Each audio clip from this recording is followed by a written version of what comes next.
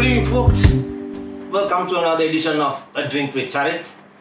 As promised, we are going live on Facebook. I think the time is sharp 8 o'clock. This week too, I got a very enterprising young man seated next to me, a former teammate. We have come a long way, and a dynamic individual, versatile sportsman, brilliant businessman, a self-made man, an individual who came very close to be the first double international in sports from the day that we got test status. I can't think of anybody else who got that close. Ladies and gentlemen, none other than Asanga Seneviratne. Welcome, Asanga. Thank you, sir. Cheers, mate. Good to have you on my show. It's always a pleasure. The compliment as well. Great to have you. I think I will start off, that I don't think you realize the fact that how close that you came to be a double international, which not many people understand. The people know that you excelled in rugby, but not many people realize, despite the fact that we were teammates and you captained CCC and all that, how close that you got for playing for Sri Lanka. And could you tell us something about it? I will eventually I'll ask you which sport you prefer, but the chance which you missed. If I'm not mistaken, didn't you come on field for one of the internationals? No, I played in under 23 against Pakistan, but no, not in the test team or any of the internationals, because as you know, our era was between 85 and 91, and we played 6 test matches. Out of the 6, 5 were overseas, and one in Sri Lanka was against New Zealand, and I think that was also called off after the bomb. So these are really hard times. Our generation was the lost generation, I would say. Absolutely, and people don't realize how hard it was. I believe that we had only 8 clubs playing Division 1 cricket. We actually was increased to 10. Eventually, yes. The 2 years that we won the Sarab, which was 86 and 88, and those 2 years we had 10 matches, and they were very hard matches, and they just made it 3 days as well. So the cricket was excellent, very high quality. So that was the era, and it was very tough because you had the top team, and they were all at their peak, and we were trying to get in, and it was very hard, and we ended up going to England and to Australia and playing, and that also cost me. As you rightly said, I think that was an era that we never had any inbound tours. Exactly. So we had to bank on some other country offering us tours. Exactly. And there was no real A team or there wasn't any. Yes. Like there was a one under 19 tour to Australia, and the other one was under 23, which I spoke about, against Pakistan, which had 10 test players, including Wasim Akram, Salim Malik, Ramiz Raja, the works. Everybody was playing in that. Zulkarnain, Azim Hafiz, all of them. So it was virtually a test match, but at the end of the day, that's how it goes. Absolutely. Despite I think it was really tough finding a place in the CCC team. Absolutely. It was like more or less we had several test players playing in our team. Actually, I don't think you realize that we had 10 test players and me. You're probably right. Yeah, yes. Yes. When you're looking back, that we produced so many test cricketers. It was not easy at all. Now, the people what wouldn't, as I said, that you came so close to be perhaps the first double international. How did you manage your time to play cricket and rugby at the same level? I think fortunately the 2 seasons did not overlap, but there were occasions some of the knockout games went on. Correct. Yeah, you're right. After the season, how did you manage your rugby playing at the highest level and playing cricket at the same time? It was tough, but I really loved doing it because I love sport. Even today, I'm very involved with sport. That's my life, and that's what I love doing most. And that's all I wanted to do as a kid and a teenager. And the opportunity to play first-class cricket and to play first-class rugby was like, it's an unbelievable opportunity. And I played for CR and CH, 2 of the best, CR and CCC, which are 2 of the best teams to play for, with the best facilities in the country. So really enjoyed it, and we had legends like Michael Tissera, Kumar Borlas, KM Nelson guiding us, Owen Matau. Then at CR we had Malik Samaravikrama, Sumanawaratnam, Lionel Almeida, Ajit Aberatna, these are all legends of the game. Tony Da Silva, CP Abegunodana, these names are like, you know, etched in history forever, you know, in sport in Sri Lanka. So those were really good times, and we all played absolutely for the love of the game. Absolutely. I remember a time when we would go to the bar, and you know, if someone offered us a drink, we would say no, because you know, it was we felt, you know, embarrassed to even take a drink off a person. So I think times have changed, but you know, that's how it goes with That's professional beautiful, sport. Asanga, that you said it. I mean, despite the fact that, you know, someone offered us a drink, you know, we were so broke that we couldn't afford a drink, you know. So, you know, we were like, you know, beggars hovering around the bar expecting someone to buy us a drink, and you know, those were the good days, you know, unlike some of the guys who are fortunate today, getting match fees and all that, and you know, playing cricket. And I always wanted to ask you, you know, okay, we have gained several kilos, you know, since we gave up playing. I remember when I played for Sri Lanka, my weight was 69 kgs. How did you, I think you did not have a massive frame to fit in the rugby. Yes. So how did you manage playing standoff and... I think it should have been illegal for me to have actually played for Sri Lanka in the Hong Kong Sevens, in the World Sevens, in the Dubai Sevens. You know, I mean, those were really big tournaments, and you know, you had the top players in the world playing at that time, so in the Seventh Circuit, because there was no professional 15-a-side competition like the Super 15s or like, you know, any of the big competitions now in France or South Africa. So we had the best players in the world, Zinzan Brooke, Brooke Sheldon, David Campisi, you know, Michael Liner. You're talking about. Yes. Played, I remember that. John Jeffries, you know. You know, it was unbelievable, the atmosphere in Hong Kong and in and the world. We had the opportunity to go to Sydney and play in the World Seven. So, you know, it was just a different era altogether, and everybody played for the love of the game, and you know, there was such a good feeling. Today, I think that's lost a bit in the professional era, because the kids go in there for the tournament, they just concentrate only on the tournament, and they kind of catch a flight even before the tournament finishes, you know, and there's no fellowship, there's no real camaraderie, and you know, it's hard in professional sports. So in a way, I'm thankful I was in that era, and you know, we really had a really good experience, and I hope, you know, that's something that I try to impart, you know. I coached. So basically what we're saying is, I know always you had a very big heart, you know, as I said earlier, you were a self-made man. So the weight was never an issue, taking on big Zinzan Brooks and you know all those. No, it was an issue. I can't say it wasn't an issue. And actually, I was fairly embarrassed to say that I was weighed in at 69 kilos when I went to Hong Kong. And I mean, you wouldn't even dream of a player today going at that sort of weight. But that was how it was. You know, I mean, we never did weights or like, you know, any sort of protein. We'll talk about, you know, but, you know, so folks, you know, what I'll say, it's not the size of the dog. It's the, you know, what the fight in the dog, you know, 69 kgs playing at the highest level. So that's what he did, you know. Just to ask you, even in school, you played both sports, right? And I think you captained rugby in school and you played for Silver cricket, you know. So actually, rugby was a total chance that I played. Rugby for St. Thomas's. I was a prep school boy, so I played in St. Thomas's prep in the under 14s and under 16s. And then I didn't play any rugby, so I went to college, and then there was a house match. I was in Buckhouse, and they wanted someone to play, and you know, I was a decent player, so they put me in. And Rodney Patternot, you know, yes, the legendary CH player, and you know, comes from a fabulous rugby family. He saw me playing, and then after the match, after a house match, he called me and said, you know, I want you to come for first 15 practices. And I was like 15 years, and I was like, I said, you never say no to anybody, right? So we just said yes, but I didn't go because I didn't think, you know, I mean, I was good enough, big enough, strong enough to play first 15, you know, forget it. I mean, I didn't even cross my mind. And then the holiday started, so I didn't go.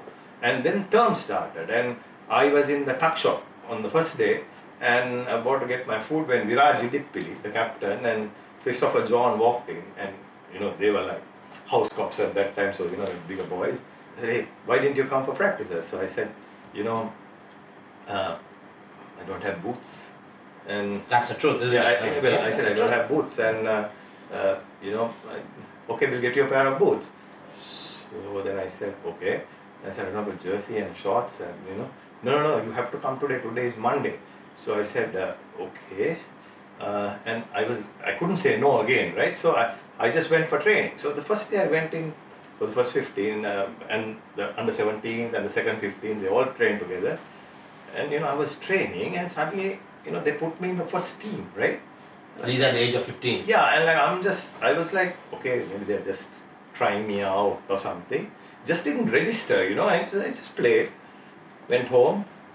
I went and told my mother, I have an issue there in this thing, and rugby, and I need to buy a pair of boots. So I think I got about $90 or whatever, went to Chance and, worth one of those really bad pair of boots which, kind of cuts your foot and all that. Just to interrupt you, and in the same era, people, that we never had any fancy big names when it came to sports goods. No, it's all locally manufactured Indian nods, made, yeah, something nods. Yeah. Chans and all Yeah, Indian make stuff that we grew up with. Yeah. Go on, yeah. So then what happened was, come Thursday, I'm training with the team, right? And the team is announced. It's never announced on the grounds. It's announced at assembly, and it's put on the notice board. It's either at assembly or notice board, and everyone was around the notice board. So I went in and I looked, and my name was in the starting 15, and I was like, what the hell is happening? It's impossible. This couldn't happen. And I was in the team, and from that day, so in reality, I've only ever played first 15 rugby. Yeah, that's all. I've never played a practice match even at another level. So it just was absolute chance. But then what happened was the cricket season started, and my coach, FC Diseram, told me, hey, you're not playing any more rugby. Next year, no rugby for you. You are going to concentrate on cricket. You're going to play cricket at the highest level. That's it. Forget about your rugby. And I was like, no, sir, I'm a colorsman now. I'm probably captain in a few years. No, man. And that's it. But unfortunately, FC died the year after. And I continued my rugby. By I say unfortunately is that I think he was probably right. I should have concentrated a bit more on my cricket.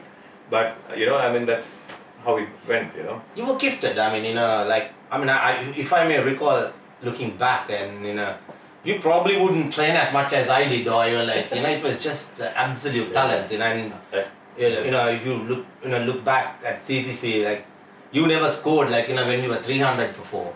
But if you were 120 for 7, you were always there to to get us out of trouble, and that's that the fighting qualities in you. And I believe that you could kick with both legs, right? Yes, yes, I could, but I was more left left-footed. And you always played fly half, or? No, actually, I played centre and fullback a lot. And actually, my last 5 to 7 years at SIA was at centre and at fullback, not at fly half, because I think at that time we had lots of fly halves. Actually, when I went to SIA, we had Dilroy Fernando, Pradeep Fernando, and we had one more chap who was playing fly half, I can't remember. But there were 3 guys. And then after that, Shardul came in, and he was also a very good player. So I was playing a lot more at centre and fullback, because I actually wanted to play in those areas. You had more room to run and do things. But in school and for Sri Lanka, it was always number 10. How do you consider yourself? You're better ruggerite, or you're a cricketer? That's the question. Well, as I said, rugby was absolute chance, and yes, I had flair, and I had good hands, and I could kick a lot, and I could do lots of things. I was obviously a thinking player because of cricket, because of the strategy involved. But cricket was my first sport, and it was my passion. And unfortunately, it also gave me a lot of heartache, because as you know, at CCC, we won 2 Saras, we won our under 23s, and I think a lot of us scored a lot more runs than the guys who actually were given the opportunities time and again. And the thing is, that's where it's so important for people to understand in this country that in every sport this happens, that we do not give talent the opportunity the way it should be given. We give it according to whom we like, whom we want to, and whom we think is going to toe the line. It's really a very unfortunate situation, and I must bring up Bhanuka Rajapaksa here, brilliant cricketer, royalist, right? Scored 100 in the Royal Thomaian. And when a boy performs at that level and scores in that atmosphere, you cannot replace that. You cannot get that sort of experience in any sporting event in your country. And I know I'm a Thomian and people may think I'm a bit biased about what I'm saying, but being kept out for 9 years and then given, and the way he's performed. So this nonsense about Sri Lanka not having talent, we are playing the wrong formats, we are playing the wrong tournaments, we should have provincial tournaments, is to me a lot of nonsense. You went off briefly, you're talking about Bhanuka, that is a very valid point, that what you are trying to say is that when a guy deserves a place in the team, that we are not exposing guys at the right time. It happens time and again, and not only in cricket, in every sport across the board, because of the attitudes of individuals. I mean, take Sumitra Varakolu, who's our dear friend. 1,000 runs in 10 matches. Who would do that? And 176 not out against India in a 3-day match. Not given one match. I mean, I know how many runs you scored. You topped the CCC batting in those both years. We won the Sara, right? And Sumit and I were, close behind, right? I mean, the three of us didn't get one match. I think you got a match when you were like 29. I mean, in my view, probably after your, peak. You're absolutely right. I mean, I think this show is about you. I'm just hosting you.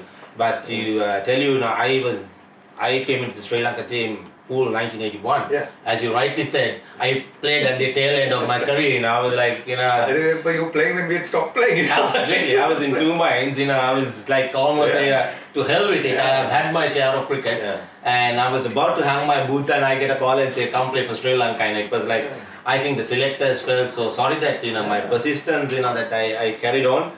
And eventually they gave me a chance to play. Yeah. And it was so unfortunate, as you said. I mean, if you had that, having scored so many, put in so many hard yards for CCC, if you had that one tag when you're looking back, I suppose, it really matters, I mean, it's a very valid point that you raised, that, the players not getting the opportunity. Absolutely. when they're on their peak, you take Sri Lanka in the last 4 years, they've been a disaster.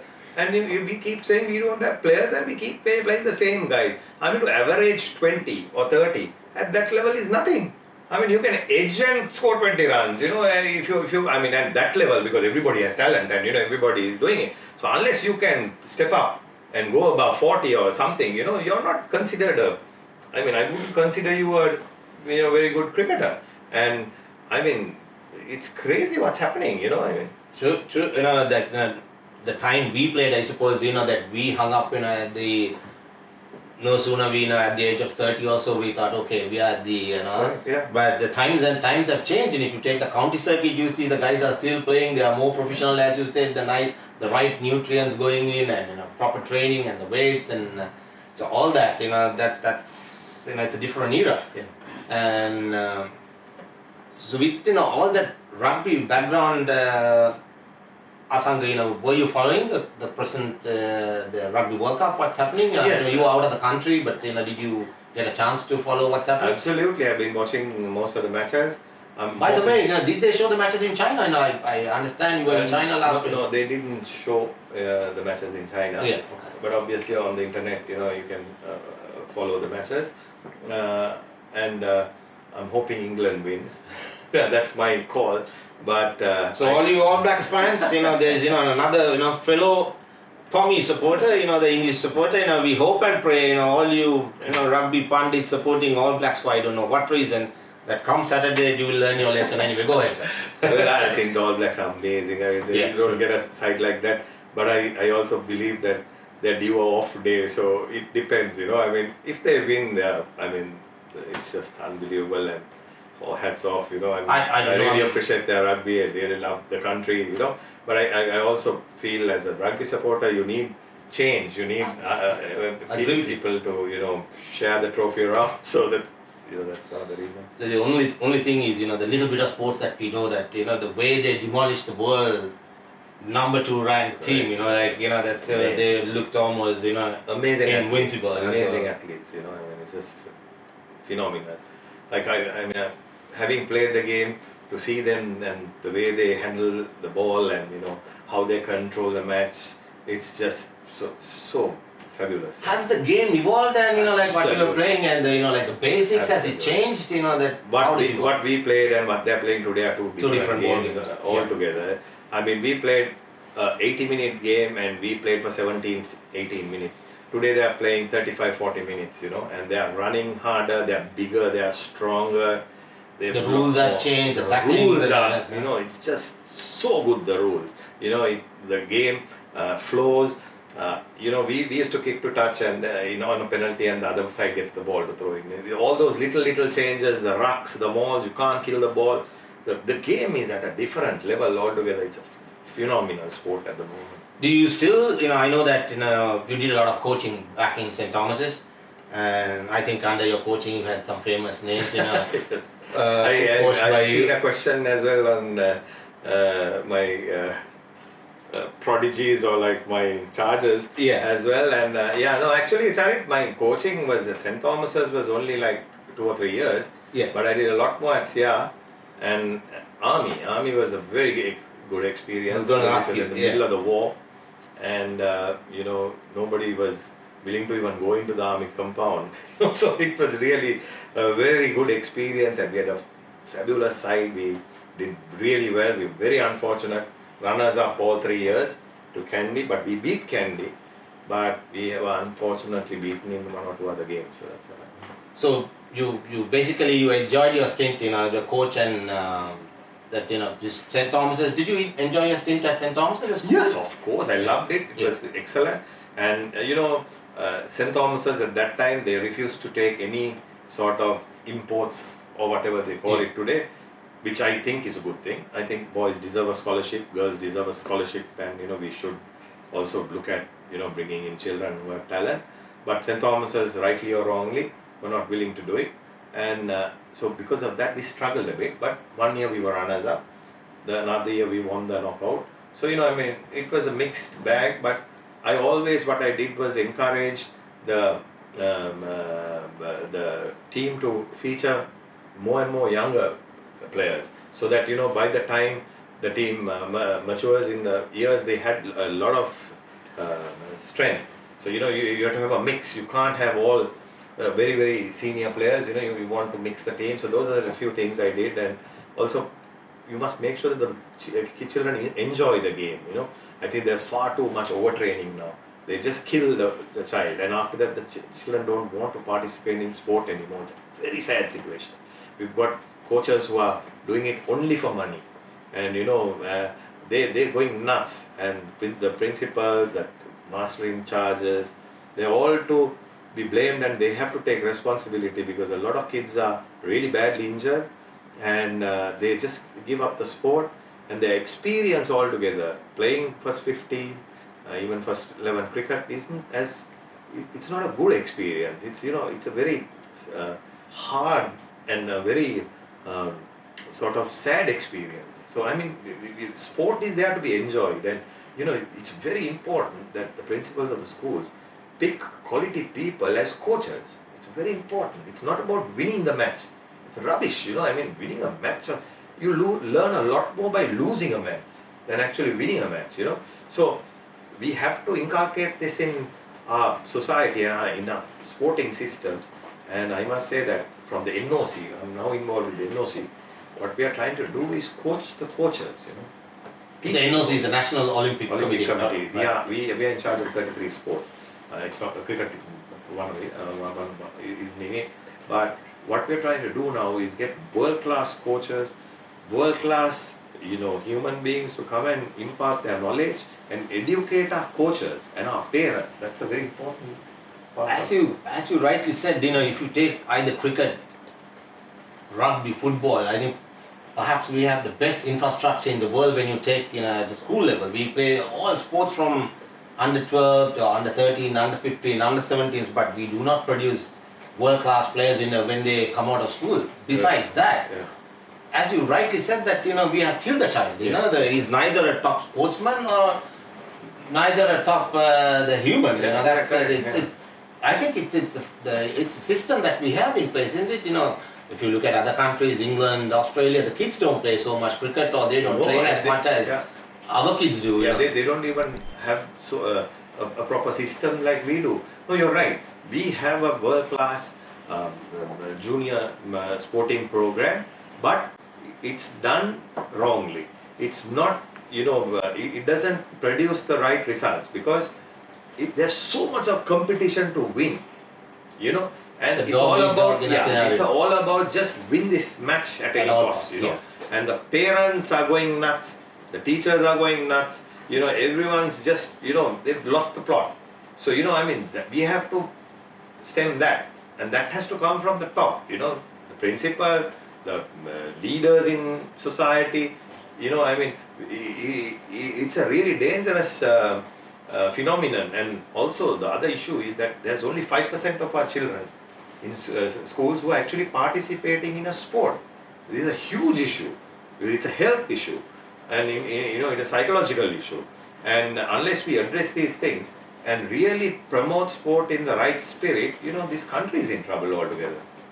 So what we need to look at it as the entire education system as a whole. That's we are not producing enough quality people. I think at the end of the day, it's every year millions of kids who are coming out who are totally frustrated with the system, and who are dissolute. I'm very sad to say that something we need to do. Look at grassroots level, as you rightly said, the education system and sports all together. Yeah. Correct. Isn't it? Yeah. So I think the NOC now, for the last 1.5 years, we've come out with a lot of programs, and we're trying to, as I said before, educate the coaches and the principals and the authorities. And I think the sports ministry is a key player in this. The sports minister must be genuine in his efforts to really promote sport and to put good people there. Now he's done a good thing by having the sports council headed by Udara Ramawickrama. We have Priyantha Ekanayaka, Sriyani Kulawansa, a lot of top former sports personalities. But unfortunately again, they are not given the authority to set the trend and to set policy. You have to have capable people setting policy, and and the sports minister must back it, because if the sports minister backs it, there's credibility, because all the funding, there's 7.8 billion allocated for sports, out of which 2.8 billion goes for the sports ministry salaries, so, but there's zero money for high performance. So without high performance, without our children going and winning medals, without participating in the Olympics, without being, medalists in the Asian Games, how can you encourage children to, take up sport? Who are our role models? We talk about role models, you'll always bring up Aravinda De Silva, Majuna Ranatunga, Sangakkara, and Jayawardena, and Muralidharan, maybe 5-6 cricketers. Everyone's not interested in cricket. Cricket is played by 4 nations, in my opinion. Nobody else plays cricket. If India didn't play cricket, we would probably play playing in our backyard. Absolutely. So, I'm not trying to put cricket down, but to me, cricket is a world game, but it's nowhere in the top 10. It's probably 8th or 9th or whatever. I don't could know. Rightly say it's a subcontinental sport. More than and the Ashes. We'll talk about it. But if you take West Indies, New Zealand, and the other countries, of course, now Bangladesh coming out is a very good thing, and of course Pakistan is always there, as you said, subcontinent. But what I'm saying is, if you take a game like, if you take athletics, right? If you take tennis, right? If you take soccer, it's a global sport. Rugby, there are like 150 countries seriously playing the sport. So we as a nation we have to focus on all areas, not just cricket. Sure, you're absolutely right. And folks, there's one other thing that not many people knew or known.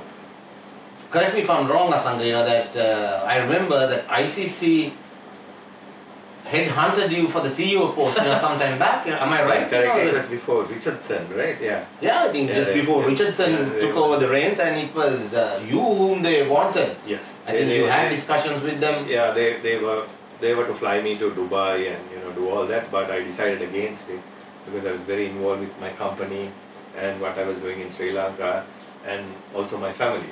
My 2 girls were like, I think 4 and 5 or whatever. it would be impossible for me to leave them. I was going to ask you, and now that you are so involved with your two daughters' careers in tennis, you probably would have seen that I see you spending a lot of time with them. That when you compare, take rugby, I will come to the rugby as well. Leave cricket aside, whatever it is still, and perhaps it's the only international sport that we can compete at the at the international level, at the highest level. But do you believe it's there's a lack of talent in our kids, or is it the lack of infrastructure, or as you said that it's where do we go wrong? Now that he is actively involved in the development of his two girls' careers in tennis, and you probably would have seen so much they're playing in international circuits and having taken up so many top players around the world, that do we lack enough talent in this country? Why the other athletes cannot perform at the highest level, or why do we always, apart from cricket, why do we always fail at the international level? Where are we going wrong as a nation? Charith, as I told you before, we have zero plan for a high performance. Now, high performance is playing at the highest level in what you're saying, right? Be it athletics, tennis, field events, track events, or whatever, even wrestling, boxing, whatever. Now, we have to have a high performance plan. So where my girls are concerned, what's happening is, I'm obviously, we are investing ourselves, and we are, giving them the best possible coaches, and we are taking them for tournaments and things like that. But, there are so many talented children, right? And we don't lack talent. We have plenty of talent. There are many Susantikas out there, right? There are many Sangakaras, there are many, Duncan Whites, there are so many top athletes in different sports. But they do lack the support. The associations don't have the leadership that understands high performance. They don't have the leadership that can take the children to the next level. And what is needed is not given to the children. That's the only shortcoming in this country. And the sports minister, the ministry, the president of the country, they must take responsibility. Because our country is failing miserably in sport because we lack leadership. There is no other reason. We have plenty of talent. Tennis, let me explain what has happened in tennis. The Nick Bollettieri era, you know that, right? When Agassi, Sharapova, Sampras, they all came along. Nick Bollettieri set up an academy in Florida, and it was like boot camp, right? The kids got up in the morning, played 2 hours of tennis, rested, slept, did their gym work, ate, rested up again, and played again. So they were playing 4, 5 to 6 hours a day, right? Obviously, they suddenly started winning everything. But they then replicated this system in Spain, in France, in Czechoslovakia, all around the world, including Malaysia, Singapore, China, everywhere. Now, Sri Lanka, we have no system, we have nothing. So how can you compete? But what I'm saying is, you don't have to send your children to Spain and Australia and England and everywhere else to become world champions. And that is the wrong way to do it, because at the end of the day, what is going to happen? Okay, maybe that kid wins once and that's it. But there is no follow through. The other children can't. So what I would want to do is build the academies here, bring the best coaches here. We brought Nick Bollettieri here. We brought Selvam, who's running the International Academy in Malaysia here. We have Patrick Morateglu's, one of his top 4 coaches, Thomas, in Sri Lanka. Then we have Patrick Chamonet, who coached Gail Moorfields. Gail Moorfields as coach, spending time here.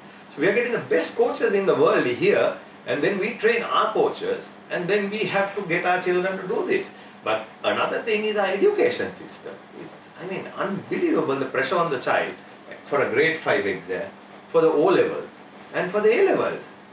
They put so much of pressure on these children to get like 9 A's, 7 A's, 8 A's, but nobody really bothers about it after a while, right? And then they kill the child. The child cannot even breathe. She's running from tuition to tennis to netball to, it's just crazy. And none other principals see sport as a as a vocation, as a job going forward. I mean, in my mind, if a child can sing, dance, act, play a sport, those far exceed anything else. I mean, come on, there are so many doctors, engineers, lawyers, but we need children to follow their, heart's desire and, to excel, but we are not giving them the opportunity. I totally agree with you, Asanga. Looking back, I think the only education that, you and I perhaps, although we did our basic education, Right. most of our education came due to our sports, isn't it? The exposure we had. Absolutely. And playing overseas and interactions with, certain other players and our kids today don't have that. And that experience you can never give You a child. cannot. Absolutely. You can't send her to a classroom and they're not You will going to never learn. gain that experience which you get. Now, having said that, that you were an outstanding player and you were a coach, and then you were at the top of rugby, and you were the SLRFU chairman for many years. And I know it's a very personal question to ask you, and you were doing such a fantastic job. As outsiders, we could see the progress in rugby, what you put in, exactly what you spoke about tennis and how you managed to bring high performance coaches and contributed to the sport. You did the same thing with rugby, but eventually I think the guys who were around you, they suddenly, I think if I'm not mistaken, last year they took you out of the system. Am I right? Yeah, well, I mean, you can say that, but Sri Lanka rugby, as you know, I mean, I firmly believe if you're a player, you play rugby. If you're a coach, you coach rugby. If you're an administrator, you administrate. Now, what's happening is that people are trying to do everything, and the other thing is, when you're an administrator, right, you have to be impartial. You can't have club loyalty, and it's easier said than done, but you can't have club loyalty, school loyalties, all that. So what I did was I took that out of the system, created high performance separately, and insisted that any national coach cannot have any affiliation to a club or a school. If they're a school coach, they should coach and concentrate on that school. They cannot become a national coach because they win a championship. That's rubbish. Winning a championship doesn't mean anything. I mean, it's glorious, you can have a good time and enjoy the year or whatever. But in my opinion, that doesn't, create a post for you in the national setup. The national setup has to be different. So what happened to me was I did 6 years as I told you, actually 5, and there was 1 year that was in between. There was interim. So our success was that we took our sponsorship from 7.5 million to 100 million, right? Plus we also raised about another 100 million separately, right? And we also did the Super Sevens, which actually cost another 220-30 million. So we were raising 400 to 500 million rupees every year, and we changed the face of the game because a kid playing the Super Sevens could earn 1 to 10 million rupees for 2 weeks' work. That's phenomenal amount of money in Sri Lanka, right? When the average salary is about 25,000 or 50,000 rupees, right? And we insisted that if to play the Super Sevens and get that salary cap, you have to play for your country. So that way we managed to, keep the best players in the country in the national system. Because now what's happening is the clubs are dictating to the union as to how to run rugby, and they are doing that by controlling the players, because the union now doesn't have control of the players. So that's a big issue. Yes, in a way, I was ousted, or like you can say, I didn't continue. I didn't come forward because I knew I didn't have the support. But it's like what happens in Sri Lanka. I mean, when a system is running smoothly and we are doing well, there are so many people who want to come in, right, and to get benefit. But they have no plan. They have no understanding of what to do next, right? And there's no point staying at that level. But actually, what's happening is now it's coming down because the sponsorship is drying up. We didn't play the Super Sevens. There are lots of other issues because people don't understand how to raise finance and how to take this forward. My model was you have to have a successful national team, Charith, to promote the sport. If your national team can't win, no child is going to emulate and want to be there. So we concentrated heavily on the national team, And we did really well. We came to number 2 in the sevens. We moved to number 4 in the 50s. We went to number 38 in the world, which we'll never achieve again after winning against Poland. My plan was to move away from the Asian model. You play the Asian teams once in 2 years, not every year. You just play the same teams, it's not going to help. So I engaged Asia Rugby, and what we tried to do was to have the Asian Championships once in 2 years, and the other year you engage and play in Europe, or you play countries in Africa above you slightly, so that your ranking will move up in the 50s. Another thing is, unless somebody gave me another $1 or $2 million, I cannot develop 15-a-side rugby. It's only a dream. You can't. There's no money. You can't develop the sport. So we concentrated heavily on the sevens, and we wanted to make it into the Olympics. That was our dream. You have to have a dream. You have to have some sort of plan of what you're wanting to do. So sevens is an area that we can go all the way and create a world-class team. So that was what we were doing. But as I would like to stress the fact that finance is the key. If you don't have the money, you can't do anything. But with finance, you also have to have the knowledge and the ability to put it together. Otherwise that's also not going to work. So Sri Lanka rugby, I think, is in real trouble at the moment.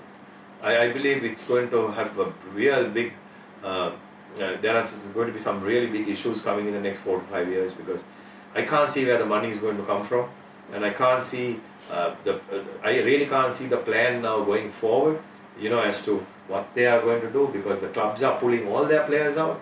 I just read 2 days ago to Dinu Kamarasinghe and another of the top youngsters we brought through the system has pulled out. And also, Charith, what we did was with Imti Marika and Priyantha Ekanayaka, 2 of the top rugby players this country has ever produced, right? We built a high performance system with 2 of the best coaches in the world, Peter Woods and Nick, I can't remember his surname, from Canterbury. These are guys who are elite, trainers, right?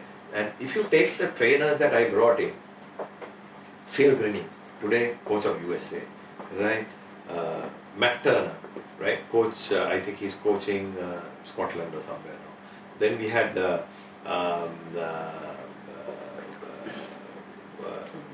I saw another lady that you brought in. She just won the sevens coach.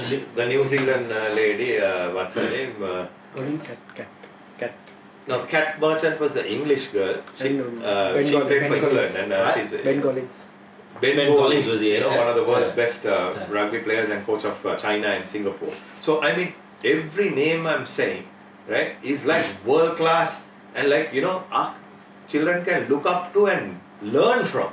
Because the coaches in Sri Lanka, they are not doing much to get out there. So we sent 12 coaches to New Zealand to do the level 2 and qualify, because they have to get educated. Sure. And what I said was those 12 have to concentrate 2 years at least for the national teams, because we were building a structure from under 16 onwards.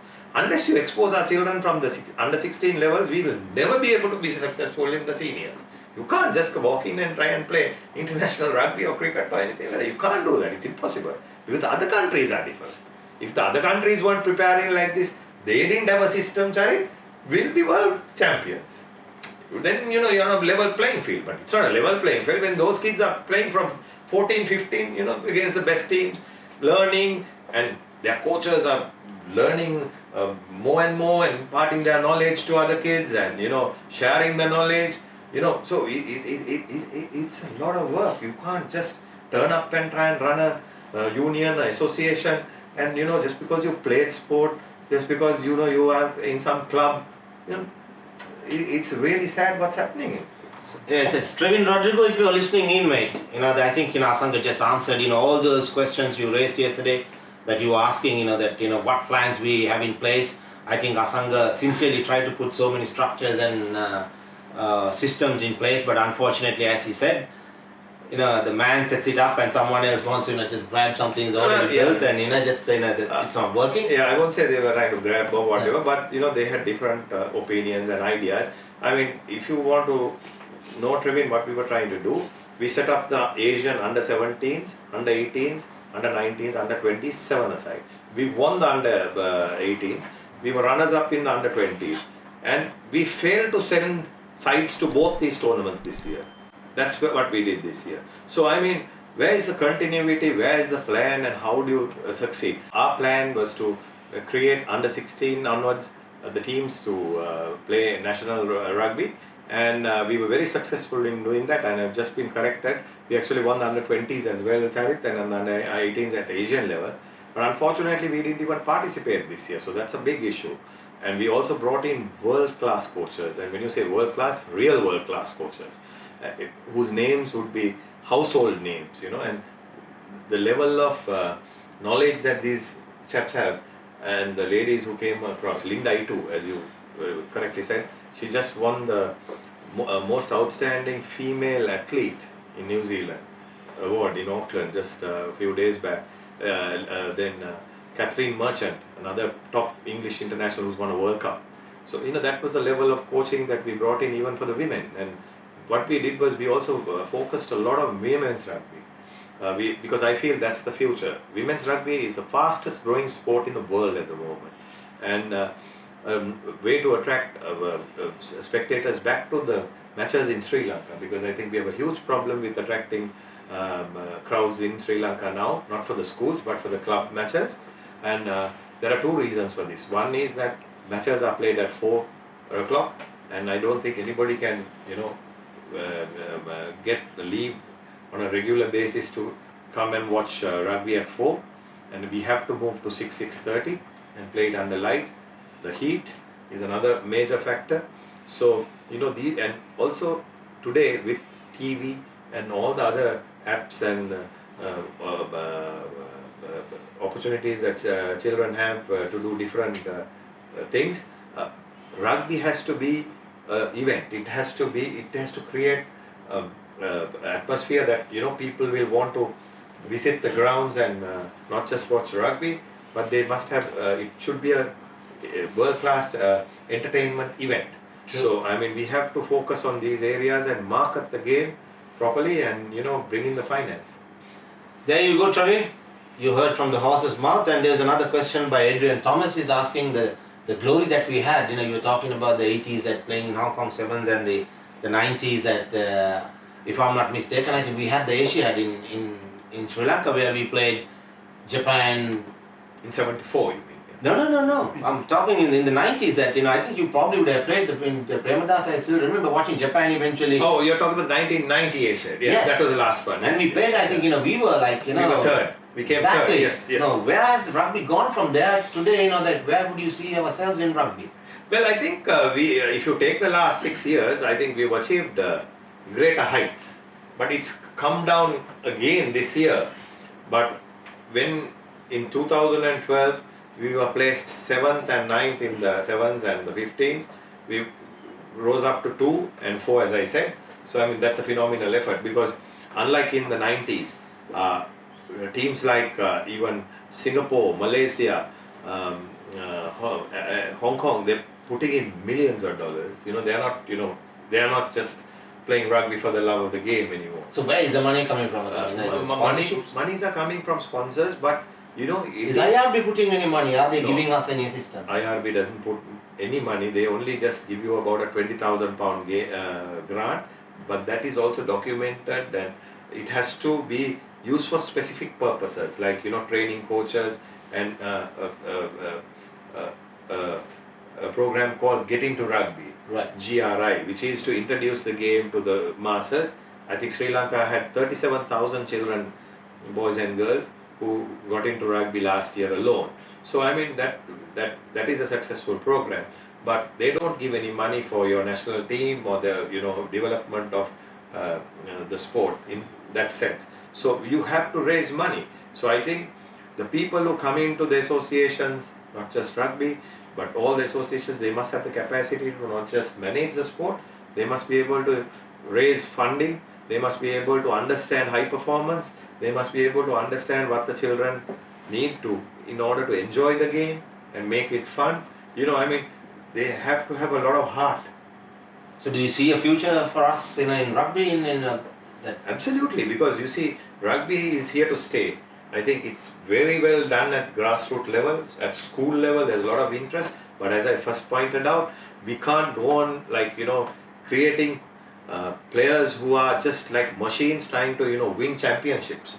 That is creating a big issue with injuries and overtraining, and the children pulling out of sport at a very early age. So I think that has to be addressed. But other than that, I think rugby is here to stay.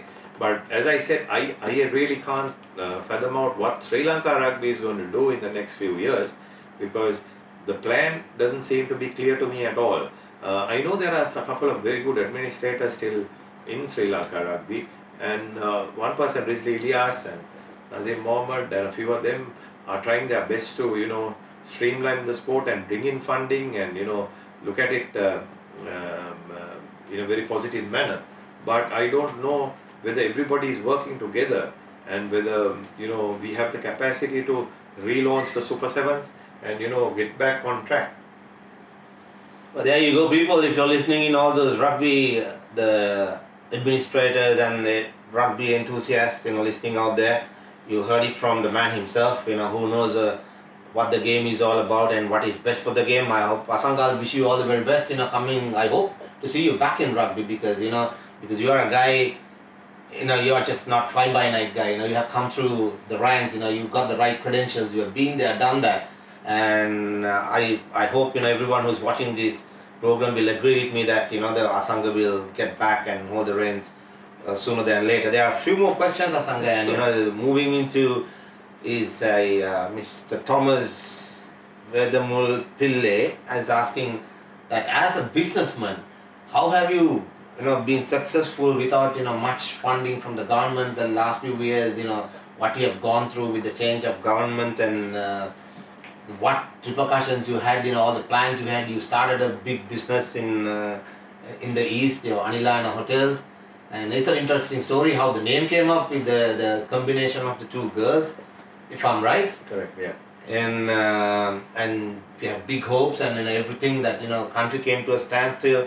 We are all heading towards a very interesting juncture soon. By next month we know that presidential elections coming up, and as you rightly said that it's not about changing personal, it's about policies and that how having right systems and structures and the leadership in place. Are you the people asking would you see a future for us economically, the stable, the stock market, the tourism? People are very skeptical, asking you. Yeah, excellent. I must say the last 5 years has basically been a disaster all around. I really cannot understand what the plan for tourism has been. There's been zero plan. And unbelievably, there's been zero support for infrastructure development and for the East Coast. Now the East Coast is probably one of the 4 or 5 best beaches in the world, not just in Sri Lanka or Asia, in the world. You have 10 months of good weather where a child of 5 years can walk into the water safely and come out. You cannot do that in the south of Sri Lanka. You'll probably have 2 or 3 months of decent weather and safe seas.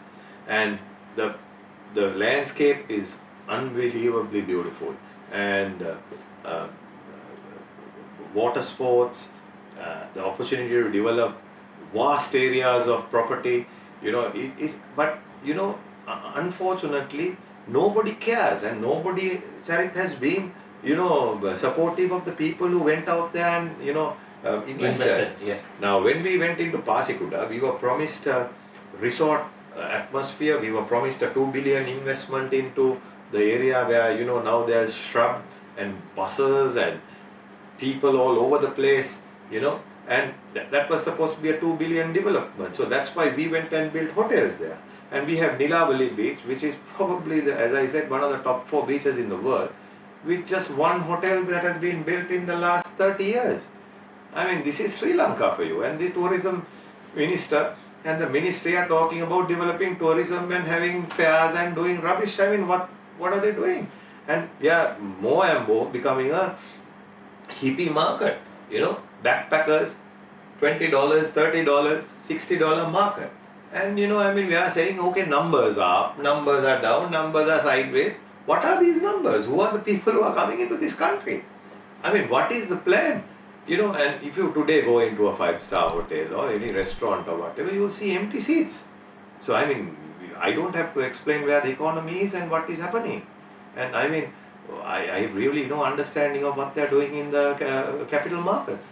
The best way to develop the country is to develop the capital markets, interest-free capital into projects and development. But what they've done, they've taken the stockbroking commissions from 0.9 and 1.2% to 0.2%. I mean, that's like, saying the hotel room which is going at $150, okay, now it's going to be $20. Who's going to survive? So they kill the capital markets, the brokers are all gone under, nobody is doing road shows. The stock exchange and the SEC want to do road shows. Where in the world is the stock exchange? I mean, yes, they can have 1 or 2 shows, and support the industry. But the brokers, the industry participants should be on the road. They should be marketing Sri Lanka. They should be explaining the situation and the plans of the government. The central bank governor, the Ministry of Finance must be with us on road shows. That's what we did for 20 years from 1990. Every central bank governor, every top banker, top conglomerate chairman was on the road with us. Today what is happening? Nobody can afford to go on the road anymore because the income has been completely taken out and all sorts of rubbish is being spreaded. That the market was manipulated, this was happened, that was happened. The stock market is for a serious, knowledgeable investor. Okay, others can participate, but you have to be aware of what you're buying and selling. You can't just go and participate, and when the market has been driven up or whatever and buy stock and then lose money and then blame everybody and say that people are rogues and cheats. So I mean, it's just crazy. And today the institutions in Sri Lanka have not invested in a stock for 5 years and they are blaming the central bank bond scam, some others manipulating the market and some rubbish. Where in the world can you develop a capital market without the institutions in the country investing? So what is this leadership doing? I mean, okay, forget about the election, forget about anything. You're in charge at the moment. Take us forward. They're not interested in anything else, And ask your leaders the other pertinent question, what are their plans for your children? I mean, what is the plan for sport? What is the plan for your economy? I mean, what are they going to do? What is the tourism plan? That's the reason why I asked you, a man like you, and it's very rather unfortunate to see all these politicians going on stages and talking absolute rubbish and just slinging mud at one another. And I don't think if anybody listening out there, I mean, what I have heard for the last couple of months or probably that no one had spoken since the way this guy did.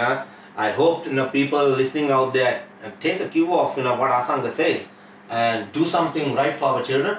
In time to come, it's at that moment it's all fart, no shit. Straight away on my show to say very frankly, it's to tell you frankly, I have given up politics. I'm not even watching. And I only hope, as you rightly said, the people who really matters, get into positions and run the sport, run the country for the betterment of for all of us sake, not for just for you and Correct. Just you and I, but everyone's sake that they put the country on the right path and that we'll see a better future. Sujit, do you have any questions that you need to raise? Would like to see how your hope or plan for the daughters. they are in multi-sports and where would you like to see them?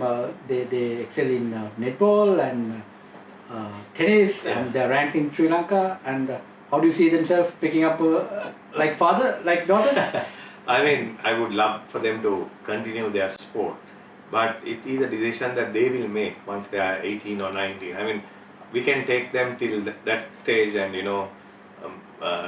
control what they do and, ask them to follow a path. But after that, I think it's totally up to them.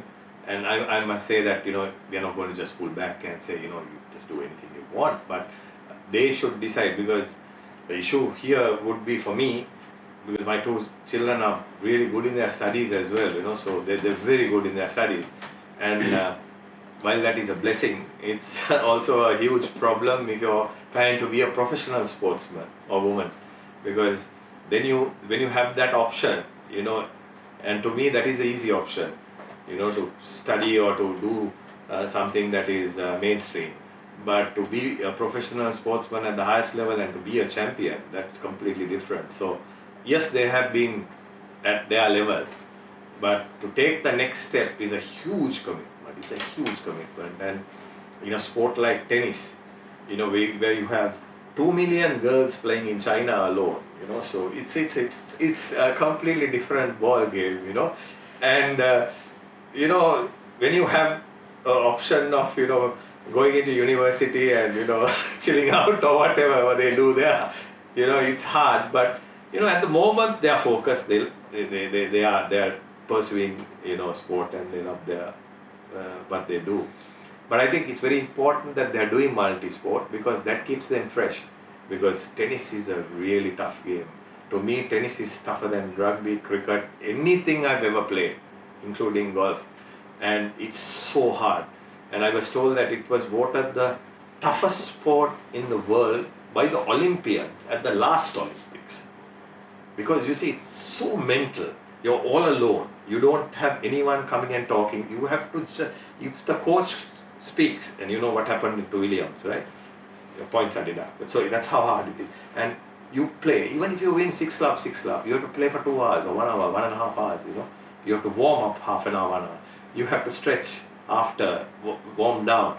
So, you're talking about 4-5 hours to just win a match on a daily basis, right? So if you're playing doubles, that's again against it. And then tournament after tournament after tournament. You take Andy Murray, he's replaced his hip.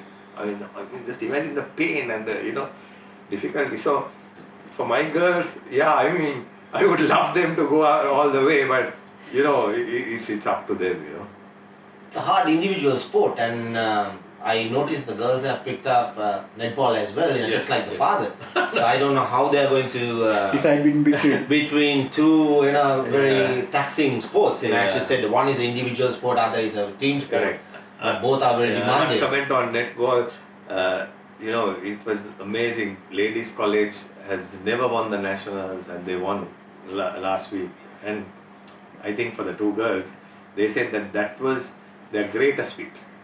Not the nationals or in tennis or anything, because it's a team sport, and they were so happy because they couldn't believe it. Because when they started at under 12 level, they would lose at circuits, the first round. It's like, then they slowly progressed, and it's so tough because 5,000 schools play netball, and it's like dog eat dog. It's really hard, and it is very competitive. So they've enjoyed it, and I know they will pursue playing it as much as they can. But it also gave them a sense of balance, because you have a team around you. You enjoy this thing, and you make a lot of friends, and it's a completely different atmosphere and feeling. So I'm very happy that they played a team sport, Charith, and that they experienced that. Absolutely, it's very important. Just to interrupt, would you like to give any message to the Sri Lankan basic students and children who are taking up sports? I'm sure, like your daughters are very privileged to have you, your support, your experience coming, coach cum father or father cum coach, whichever way, an administrator. But for others, what would you say in a tough environment like this, where the competition is so high, when you step out from Sri Lanka? Within Sri Lanka, we don't have anything. How would you encourage? What kind of message would you like to give? Well, I think most importantly, I would say to the parents, encourage your children even to play in the backyard. Encourage them to go for your school activities. You don't have to be a champion. You don't have to, win and be glorious. That happens is good, but that participation is key. And it also has to start, as I said, from the sports minister, the president of the country. They must love sport. And I must say, once again, I know people will say Mahinda Rajapaksa, the kids, did this, that and the other. But I must say, he truly loves sport. That I can assure you, because I know his life was under threat. And, he would come and watch a rugby match, from a hill. And, he barely could even see it properly, but he would come every single match, So that's the sort of love a parent can give a child. you know, and that's a good example. And I hope, you know, whoever comes in as a leader, right, will give that same love and support to all the children in the country by setting a standard and putting right people in the right places so that we can lead our children. So to the parents, what I'm saying is participate even at the lowest sort of levels and come up. And you know, to the children, you know, it's you have to balance your sports and studies. You can't only say, you know, I'm doing my O levels, I'm not playing, which is nonsense. You know, you can't. If you start doing that, you know, you're not going to be a rounded student. You know, I mean, so many children are stopping their sports during the O level year. I mean, it's crazy. It just doesn't make any sense. You know, it's an exam. Just go and do the exam, and you know, you will pass, and you know, that is it. Nobody is ever going to remember what you even received. I mean, and it's great if you get 8 A's or 9 A's or whatever, but I don't think that should be the priority. You know, you balance your life and enjoy life as a child. You know, enjoy sports. So my message to the parents is do the best you can. And I know so many parents go through so much, you know, to support their children, and you know, they really have a hard time. And so I sincerely hope whoever comes into power, you know, really focuses on sport and helps our children, because that's the future. Very quickly, Udara Ramawickrama, what I think of the Sri Lankan T20 team that toured Australia. Anything you got to say now following cricket, the team that went after the Pakistan win? Well, I saw your comment, which you said that you felt that, you know, the people who were left out should be given a... No, that's not what I meant. I said how the system works. Good that you asked the question. The structures that in place, that even in rugby, the regulars, right? You know, these are replacements. You know, like, you know, once the regulars come into the team, the replacements, however good they performed on tour, usually they have to make way. Yeah. That's how it's structured. But however, I said, I hope it will not happen, because, and also you can't find fault with the players who did not tour because they were given an option. So they, you know, when it comes to your personal security, there's nobody can say so. But the players who did not go to, if somebody did not go to Pakistan for other reasons, then they're fair enough to lose their places. But the fact is, you know, answer Nibras's question, I think, you know, I think they, to be fair, it's a good enough, you know, it's a balanced squad that they picked. I think out of the 15 that went to Pakistan, 12 were picked. So I think, you know, they picked the players, you know, who are in form, but unfortunately, it's few guys, you know, though they performed, they lost out because the regulars coming back into the game. I mean, so that's what I meant, you know. So any sport. If they pick 12, certainly yes. I must say that I haven't really followed closely individually per se. But if they pick 12 out of the 15, I think that's fabulous. I mean, even 8 or 9 would have been very good for me. But as long as those 8 or 9 were the ones who really performed. But taking Sri Lanka cricket, Charith, to me, right, it's been a disaster the last 5 years, right? So what I'm saying is, if a guy is averaging, as I said, 20 or 30 or below that, right, and he's continuously coming in and out, that's rubbish, Charith, because you have to give the guys who are performing at local level. Now I know this issue that keeps popping up. I know people like Aravinda, Sangha, Mahila, they all talk about provincial cricket and we must set up provinces, take away the club system, okay, let them play at a lower level, all that, right? I understand why the argument is being made. It's because of the politics that happen, the voting and all this nonsense, and you know, the manipulations that are taking place. That is true. But you must remember, when you're trying to change a 100-year-old system overnight, right, you have to be really careful. You can't just go and set up and say, okay, go. Would Sangha who go to Kandy and keep his children there, and would he have played for Central Province? Would Mahila go to Jaffna and play for Northern Province?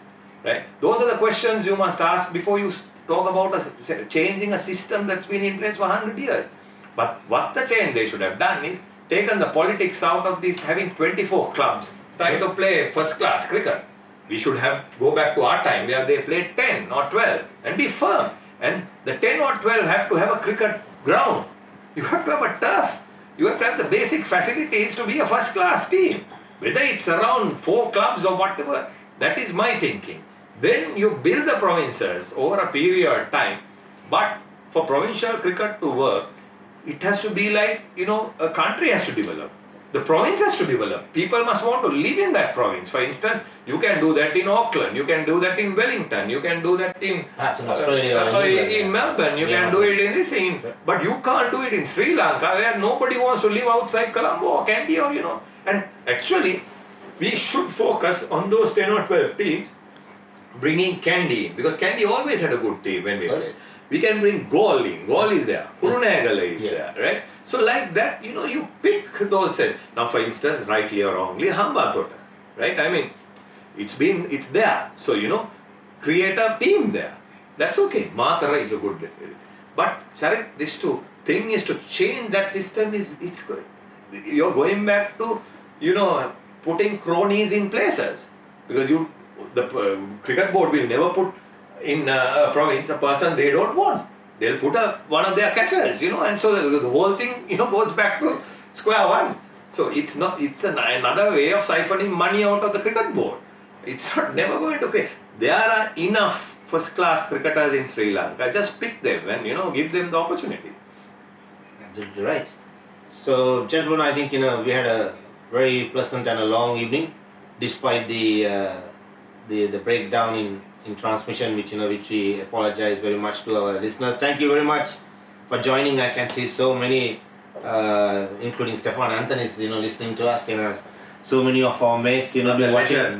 Yeah, absolutely. Everyone who joined us, thank you very much. And Asanga, it's a great pleasure talking to you. Thank you, Charith. I think it's giving me talking to you, and I too learned a lot. And from a personal perspective, I just started doing this for the fun of it, and it's becoming so popular. I probably will take it to excellent idea and next level. And anyone who is willing to come on my program, and you're always welcome to join, as long as you have the heart to come in front of people and go on air in front of the camera and to say the truth and answer the questions. And thank you very much once again to my crew, Sujit, and the rest of the boys, Peter, Dom, always being there. And we'll see you again next week, and we'll have another interesting character hopefully, and we shall keep you informed. Good night, Sri Lanka. Thank you very much.